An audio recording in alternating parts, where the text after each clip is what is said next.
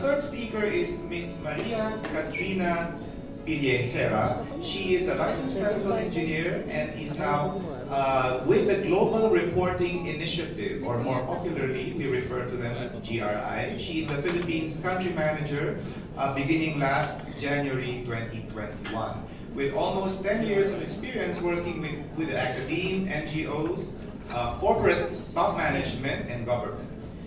She has also, beyond donor implementation programs in the country, she has done other roles in organizations where she has been immersed, encompassing ASEAN and global project management and business development. Friends, let's all welcome our third speaker, Maria Katrina Pillejera of the Global Reporting Initiative. Good morning, everyone. It's my pleasure to be here with you today to share some knowledge of sustainability and in SMEs. I know I'm the last speaker this morning, so I'll try to make it worthwhile for you. It means I'm the person standing between you and lunch, aside from the panel discussion, of course. The preceding speakers, they have covered the role of the private sector in sustainable development and also the best practices in sustainability as adopted by SMEs. Now, for my part, my discussion is a representation of how organizations such as the Global Reporting Initiative could help these enterprises pinpoint sustainability topics that are material to them, and also eventually for them to be able to gather the right numbers for them to develop this tool which we call the sustainability reporting, which they can use as one, an investor management tool. They can use to chase opportunities. Secondly, is an internal management tool where they can use to address risks. And thirdly, as a kind of like a generic tool to communicate to the rest of their stakeholders. But before I go into the smaller details, let me just briefly introduce GRI with you. I don't suppose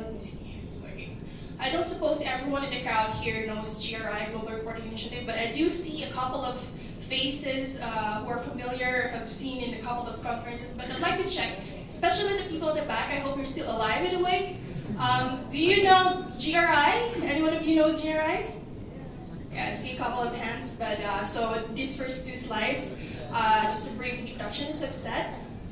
So GRI, Global Reporting Initiative, we are essentially an international standards organization, and we're based in the Netherlands.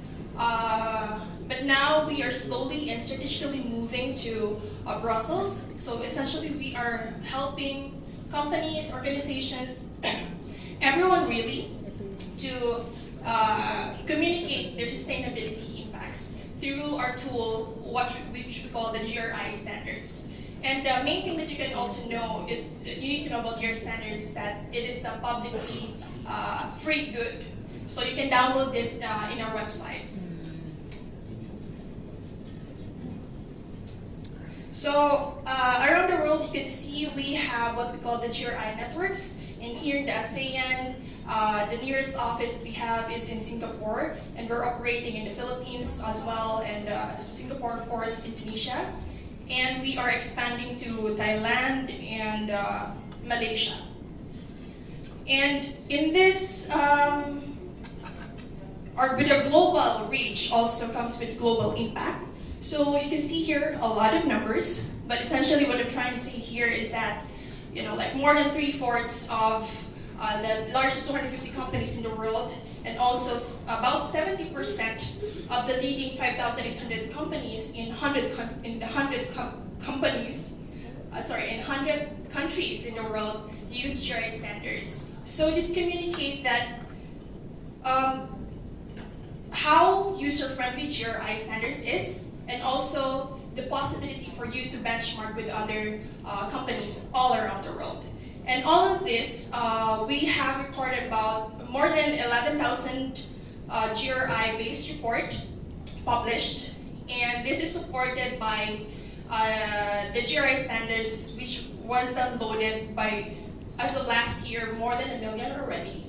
And I'm glad to also share with you that more than 50% of it is downloaded in non-English language. So we have around 11 or 12 languages And this speaks of how, the reach of the GRI standards, that we are truly global in this sense. And then one big number here also is the policies. So one more thing you need to note about the GRI standards is that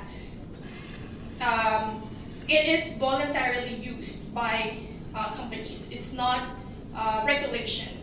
But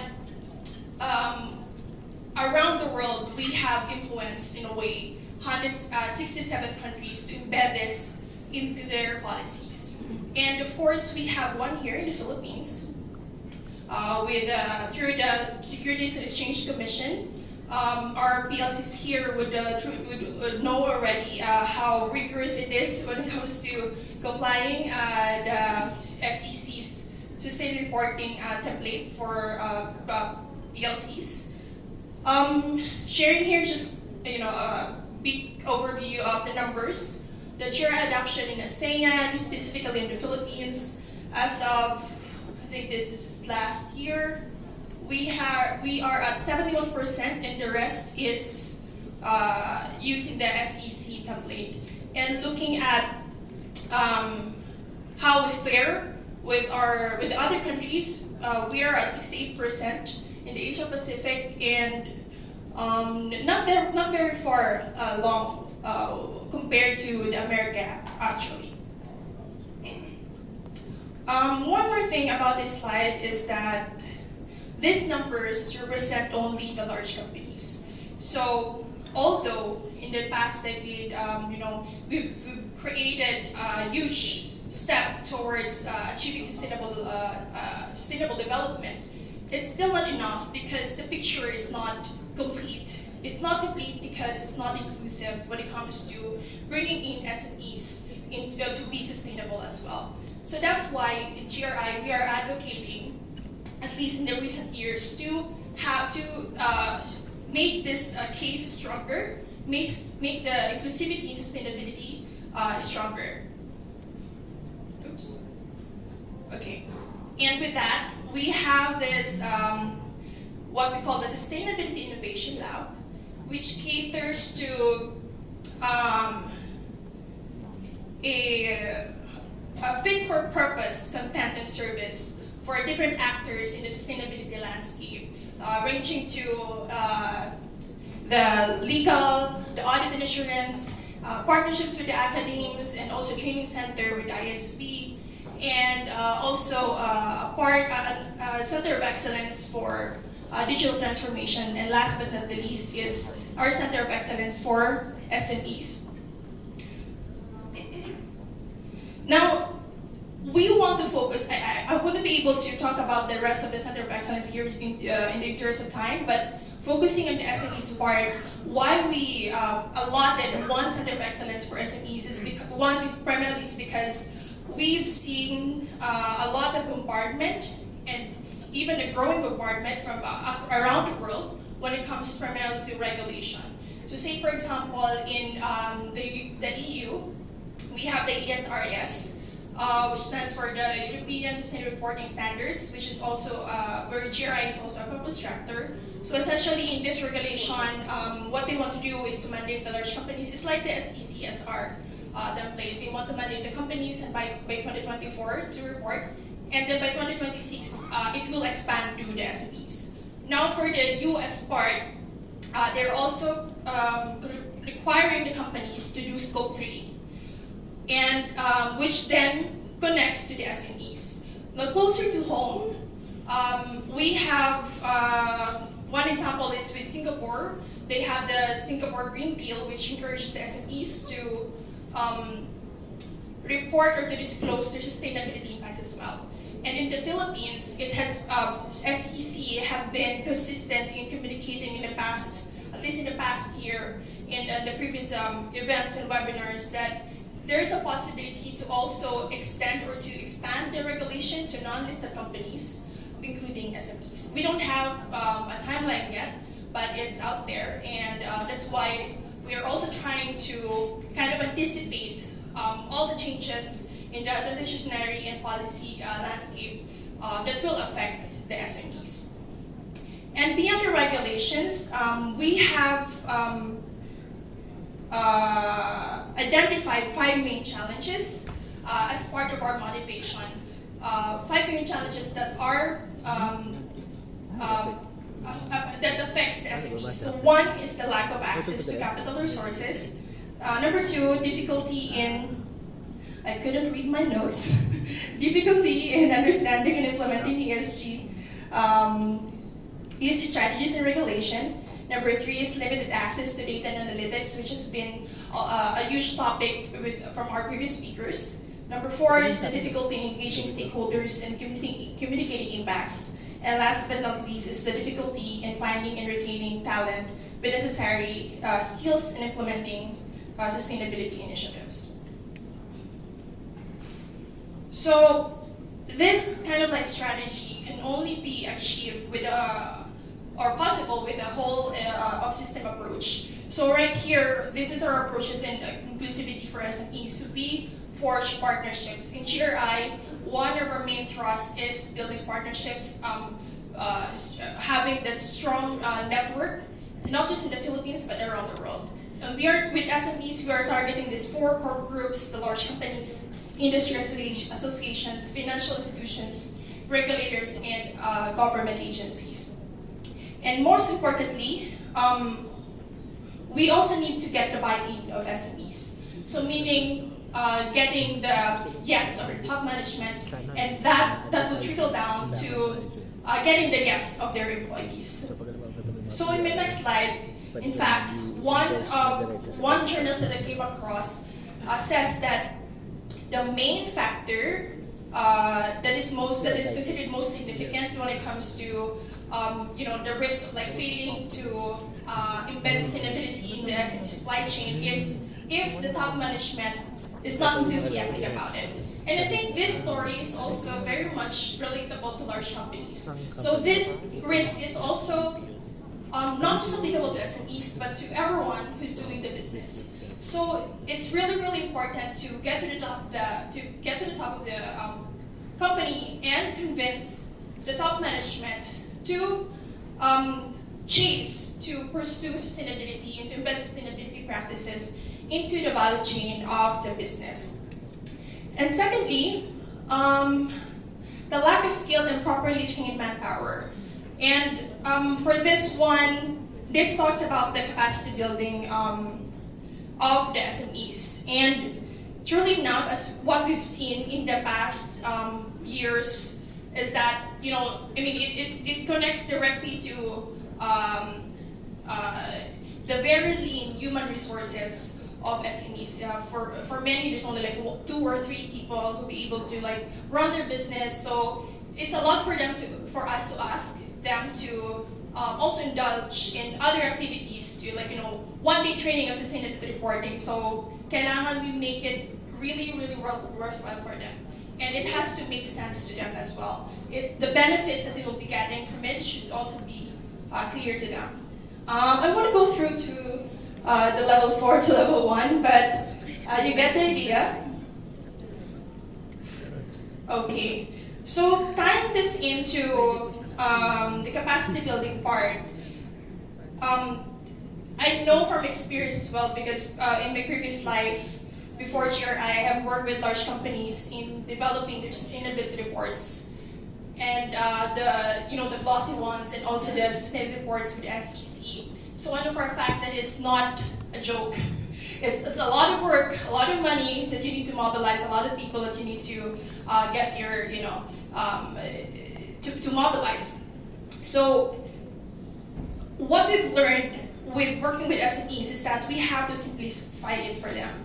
We have to simplify the process, even when it comes to the materiality process, knowing which topics they have to focus on. We really have to guide them. So that's why we created this kind of like a simplified sustainability reporting guideline for them. It's like a 5-point tip. Just build the company profile, identify the material topics, understand your metrics, articulate your management approaches, and that's it. And I think this is also very helpful. This might be very helpful for large companies who are looking at greening or making your supply chain more sustainable. adopting an approach that is just very much direct for the SMEs. So here, I just wanted to showcase for our PLCs here. I know this template is very familiar to you because this is the SEC Sustainability Reporting template, and we use this with the SMEs and the startups that we work with in the past years. So what we did is we just compressed it, and the point here of using this is that we are readying them to the possibility of SEC expanding the regulation to them, so that at this point in time, when SEC or any regulatory body will actually mandate sustainable reporting, they won't get surprised anymore. They already know the lay of the land. And one more important point here is that with GRI, we actually created what we call a template zero. So this is a step-by-step guide with visuals, like knowing your methodology process and whatnot. Yeah, I just didn't include it here, but if you're interested, you can contact me later on. And I have 3 examples here, but I'd like to focus on, in interest of time, I'd like to focus on this one. This is we already consider this a sustainability report of a startup and a program that we've conducted with the Asian Institute of Management, Dado Banatao Incubator. This is their final kind of like output, but notice here that in terms of the content, it's not yet very substantial, but it's not the point of the whole program. The point of this whole program is not focus on the output, but focus on the practice itself and focus on the outcome. But the really good thing is that they were able to identify the material topics, they were able to identify the metrics that they are able to report on, and they're able to embed it back into their whole system. It's really, really nice to hear from them that, say for example, there's only one who are able to attend the training, and then they come back to us and tell us they already shared what they learned to the rest of their company. So it's a hard kind of like felt situation for us. Yeah. So this is just the GRI standards. We still use it with them. It's kind of like a cheat sheet. This is for the benefit of everyone else who haven't seen the GRI standards yet. This is just an overview, but if you go into each of these topics, it's a lot.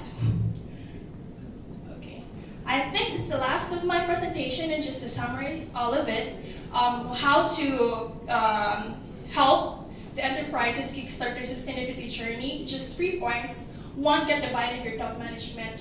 And if your top management, is not sold yet, if you can be the champion of your company and sell it to the rest of your colleagues, and then shoot it back to your top management. Secondly is capacity building. Use whatever tools you have right now available publicly, like the SEC template, GRI standards, and whatnot. And thirdly, just to reiterate the idea of leveraging on your network. And using the partnerships that you have. And that's it. I think I'm going to give back the mic now to Prof. Ben. Thank you, Katrina. That was so informative. So your first assignment is to download the GRI standards, because I believe it's really a brilliant resource. And as I was listening to Katrina, what kept going through my mind was a principle we learned in total quality management, which was do it right the first time. In other words, they're hoping that MSMEs from the get-go in their early years will already embed sustainability and inclusivity in their business DNA using GRI. So that means we're really talking about the new generation of businesses that will think sustainable and inclusive.